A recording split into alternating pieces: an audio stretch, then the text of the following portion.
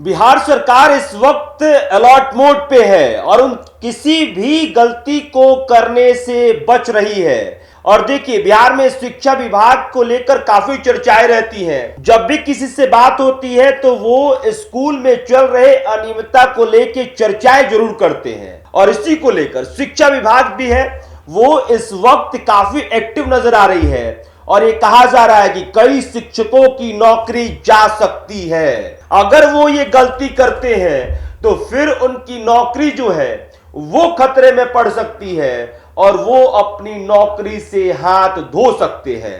देखिए, सरकार लगातार दिशा में आगे बढ़ रही है कि जिस तरह से बिहार में चल रहे सरकारी स्कूलों को लेकर आम इंसान के बीच नाराजगी अगर है,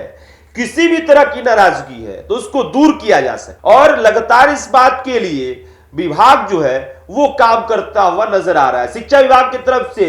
ये कहा गया था कि भाई देखिए, प्राथमिक विद्यालय में कम से कम 3 और माध्यमिक विद्यालय में कम से कम 5 शिक्षक होने चाहिए। और कई जगह से शिक्षा विभाग को शिकायत मिली कि भाई शिक्षक स्कूल आते हैं और फिर उसके बाद से अटेंडेंस लगाकर चले जाते हैं और इस पर शिक्षा विभाग ने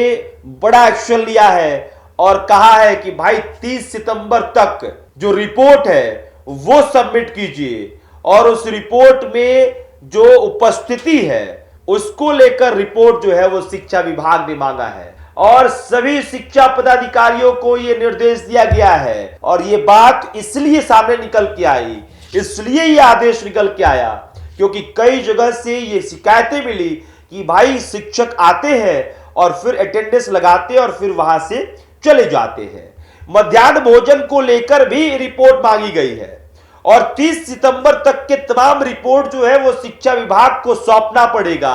और इसमें किसी की भी लापरवाही उसकी नौकरी को खतरे में डाल सकती है। और इसलिए मैं कह रहा हूं कि शिक्षा विभाग जो है उस वक्त अलर्ट मोड पे है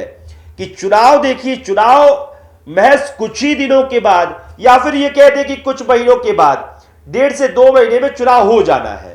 हालांकि अब तक चुनाव आयोग की तरफ से कोई तारीखों का ऐलान नहीं किया गया है, लेकिन हाँ, अगर पिछले 2020 के चुनाव को देखा जाए तो उसके हिसाब से 1.5 से 2 महीने का वो समय है जब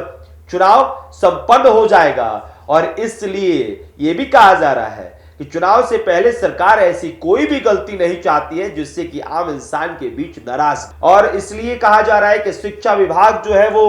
अलर्ट मोड पे है कि शिक्षा विभाग से के द्वारा कोई ऐसी गलती ना हो जिसकी वजह से आम इंसान नाराज हो, जिससे वोटर नाराज हो, जिससे जो बच्चे पढ़ने जा रहे हैं उनको कोई दिक्कत हो। और इसलिए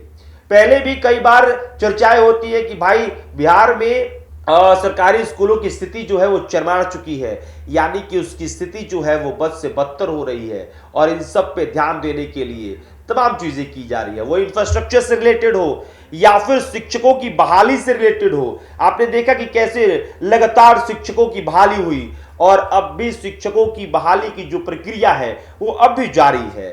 तो लगातार देखिए, बिहार सरकार अपनी तरफ से कोशिश कर रही है कि शिक्षा व्यवस्था में वो सुधार लाया जाए जिससे कि उनके वोट बैंक पर असर ना पड़े। और कहीं ना कहीं अगर दूसरे पहलू पे देखा जाए तो जो बच्चे स्कूल में पढ़ने जा रहे हैं तो उन बच्चों को कोई परेशानी ना हो, इसको लेकर बिहार सरकार लगातार कदम आगे बढ़ा रही है, शिक्षा विभाग लगातार कदम आगे बढ़ा रहा है। इस खबर के बारे में आपकी क्या प्रतिक्रिया है, उसमें लिख के बताइएगा। मेरा नाम अभिषेक श्रीवास्तव, कैमरे के पीछे साहिल है। आप देशवा न्यूज देख रहे हैं, चैनल को जो सब्सक्राइब कर लीजिएगा,